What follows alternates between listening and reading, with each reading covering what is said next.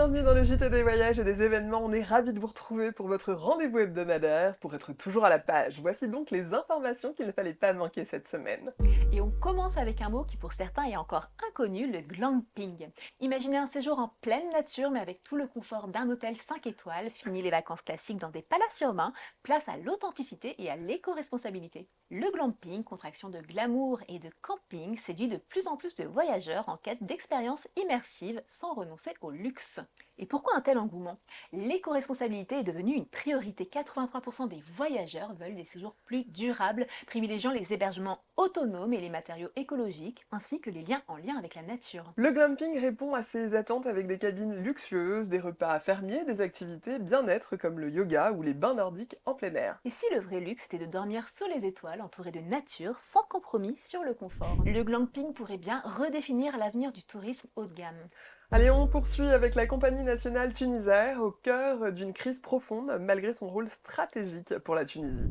Hakim Tounsi, président du tour opérateur authentique, dénonce les dérives de la compagnie et propose des solutions concrètes pour sa refondation. Tunisair, jadis fierté du pays, ne dispose plus que d'une flotte réduite et peine à répondre aux exigences du transport aérien moderne. Selon Tounsi, elle demeure un patrimoine stratégique vital pour la souveraineté et les liens avec la diaspora tunisienne, mais la gestion actuelle est obsolète.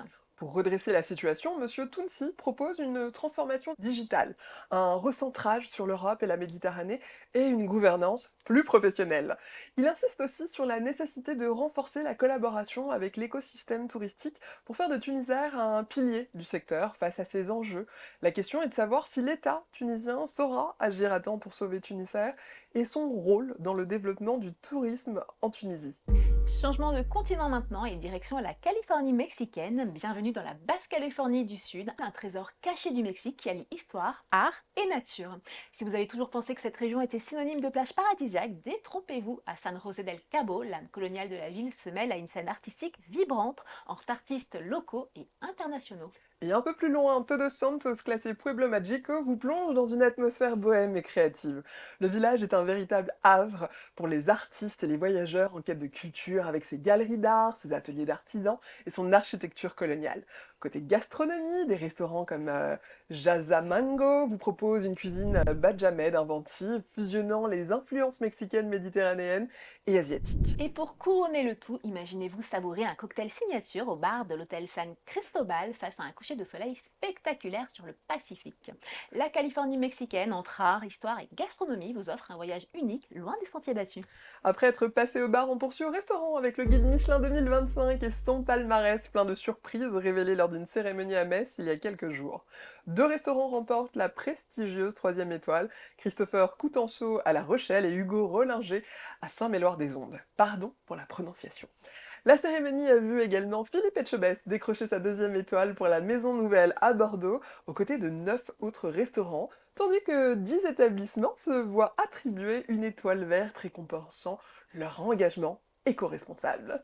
Cependant, cette édition n'est pas sans bouleversement. Georges Blanc perd sa troisième étoile après 44 ans de récompense et plusieurs autres restaurants voient leur étoile disparaître, dont le Puy Saint-Jacques et des établissements ayant changé de propriétaire. Une année qui prouve que l'excellence culinaire ne cesse d'évoluer et de surprendre.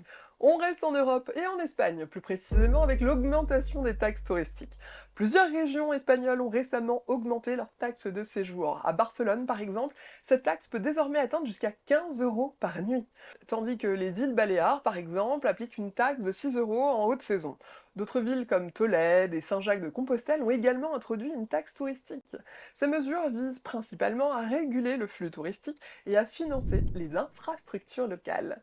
L'Albanie aussi connaît une transformation rapide en raison de l'essor du tourisme de masse. Le nombre de visiteurs a considérablement augmenté, attiré par des prix attractifs et une offre touristique enrichie. Cette affluence a entraîné une multiplication des infrastructures hôtelières et a contribué à redéfinir l'image du pays, désormais perçue comme une destination attrayante avec des plages magnifiques et une riche histoire culturelle.